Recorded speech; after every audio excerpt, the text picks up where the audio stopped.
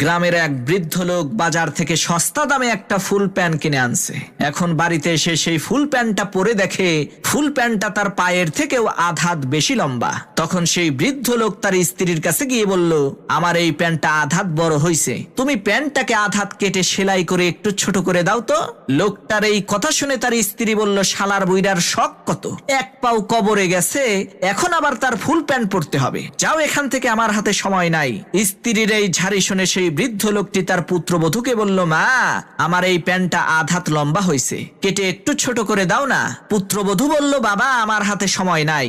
এরপর সেই লোকটি তার নিজের মেয়েকে বলল, মারে, আমার এই প্যান্টটা আধ হাত লম্বা হয়েছে, কেটে একটু ছোট করে দাস না। তার নিজের মেয়েও বলল, বাবা, আমার হাতে সময় নাই। তখন সেই বৃদ্ধ লোকটা মন খারাপ করে বাড়ি থেকে চলে গেল।